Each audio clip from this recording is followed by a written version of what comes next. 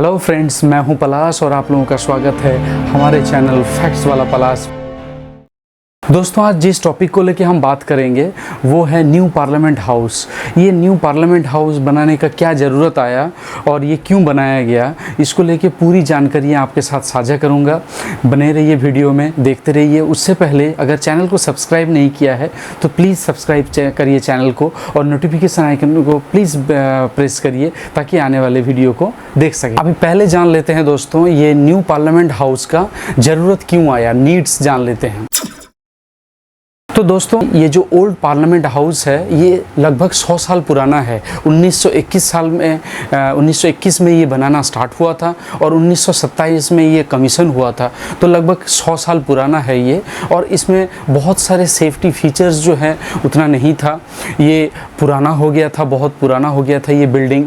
और इसके साथ साथ इसमें सीटिंग कैपेसिटी भी बहुत कम था। लोकसभा में इसका सीटिंग कैपेसिटी था 550 और राज्यसभा में जो अपर हाउस है इसमें सीटिंग कैपेसिटी था इसमें 250। अभी 543 है हमारे लोकसभा के सीट्स और 238 हैं हमारे राज्यसभा के सीट्स। इससे ही आप समझ सकते हैं दोस्तों, जो हमारे ओल्ड पार्लियामेंट हाउस है उसमें स्पेस कितना कम है।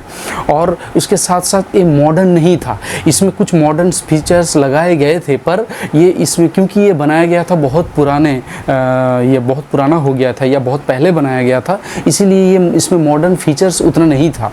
तो इसीलिए बहुत सारे प्रॉब्लम्स इसमें आ रहे थे।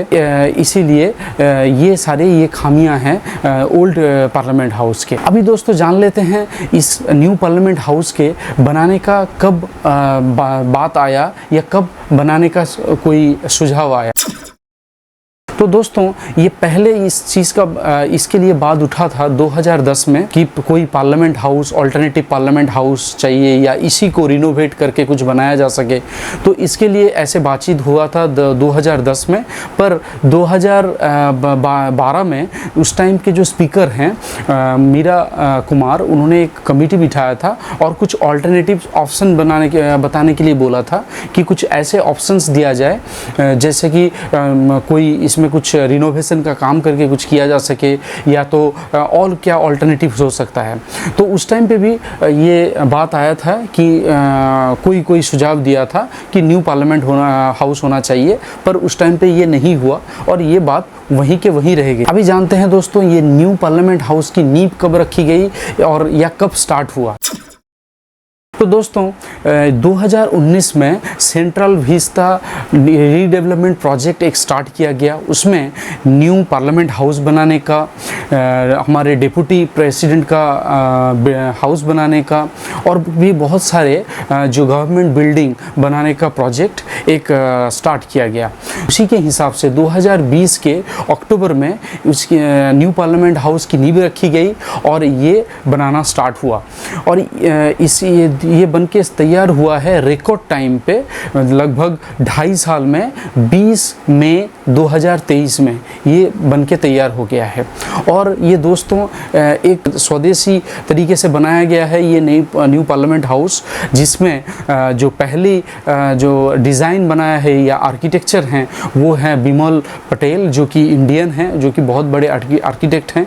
और इसके साथ साथ ही जो इसकी जो मेन कॉन्ट्रैक्टर है या जो कंस्ट्रक्शन किया है वो है टाटा प्रोजेक्ट्स लिमिटेड, जो कि इंडियन है।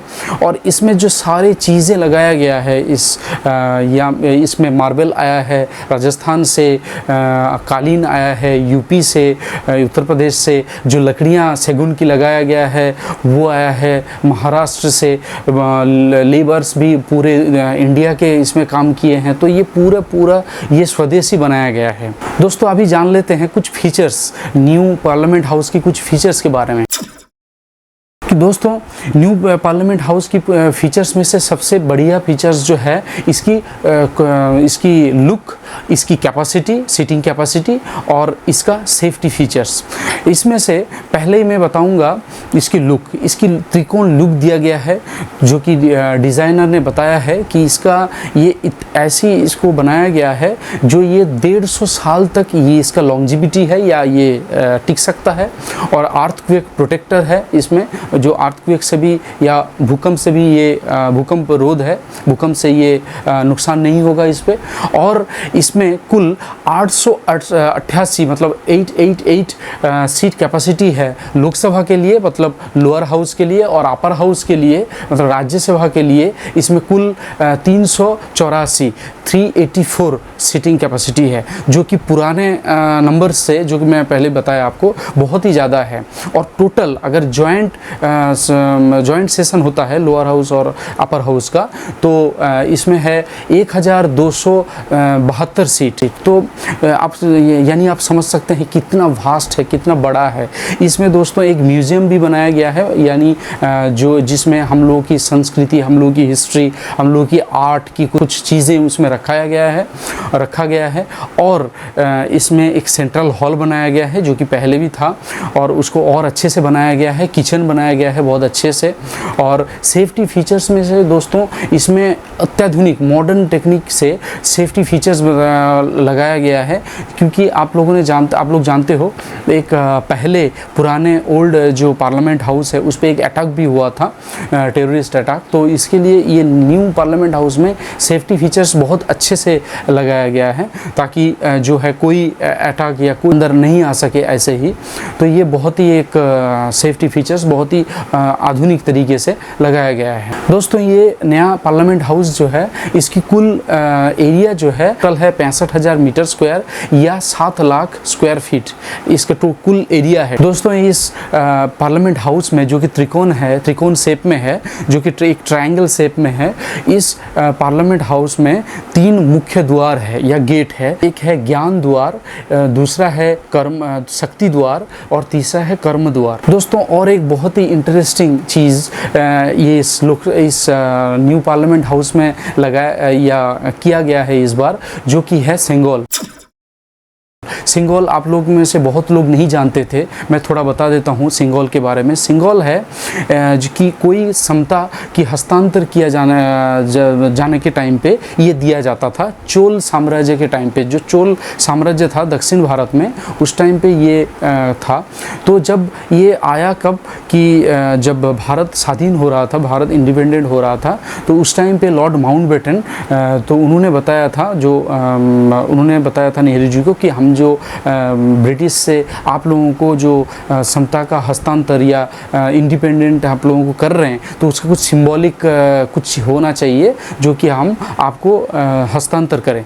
तो उसी टाइम पे नेहरू जी ने राजा गोपालाचारी को बोला था कि एक ऐसा कुछ होना चाहिए। तो राजा गोपालाचारी थे बहुत बड़े हिस्टोरियन और फिलोसोफर थे, बहुत बड़े, उनको बहुत ज्ञान था। तो उन्होंने बहुत कुछ छानबीन करके उन्होंने ये दक्षिण भारत के जो चोल साम्राज्य था उसमें ये एक स्टिक जैसा ये होता था, जो जिसको सिंगोल बोला जाता था। वो पुराने राजा से नए राजा को समता का या राजत्व का हस्तांतर करने के टाइम पे ये दिया जाता था। तो वो उसी टाइम पे मतलब उसी चीज़ को उन्होंने ये प्रपोज़ल दिया नेहरू जी को, और वो प्रपोज़ल को एक्सेप्ट भी किया नेहरू जी ने, और उसी बेसिस पे ये सिंगोल बनाया गया तमिलनाडु में। और ये तमिलनाडु से आया दिल्ली, और लॉर्ड माउंटबेटन ने नेहरू जी को दिया था। तो उसके बाद दोस्तों ये हमारे जानकारी के मतलब सामने नहीं आया। ये इसको आनंद भवन बोल के प्रयागराज में एक म्यूज़ियम है, वहाँ पे रखा गया था, जस्ट वॉकिंग स्टिक के हिसाब से, मतलब ऐसा एक छड़ी के हिसाब से रखा गया था। तो अभी करंट जो प्राइम मिनिस्टर हैं नरेंद्र मोदी जी ने ये जो साउथ के कुछ ज्ञानी जो पंडित हैं या विद्वान हैं उनसे ज्ञान लेके या उनको पूछा था कि कुछ ऐसा होना चाहिए सिंबल। तो ये कर्तव्य का प्रतीक है। तो इसके लिए उन्होंने बोला कि ये जो सिंगल है उस सिंगल को लेके आके यहाँ पे स्थापित करने के लिए जो न्यू पार्लियामेंट हाउस है। तो इसीलिए आप लोगों ने देखा होगा प्रधानमंत्री मोदी जी ने एक स्टिक को पकड़ा था, उसी को सिंगल बोला जाता है। इनॉग्रेशन सेरेमनी में उस सिंगल को लेके आके उन्होंने न्यू पार्लियामेंट हाउस में इंस्टॉल किया। तो इसी तरह हमारे साथ बने रहिए, चैनल को सब्सक्राइब करिए, वीडियो को लाइक करिए, शेयर करिए और कमेंट करिए। मिलते हैं अगले वीडियो में, तब तक के लिए गुड बाय।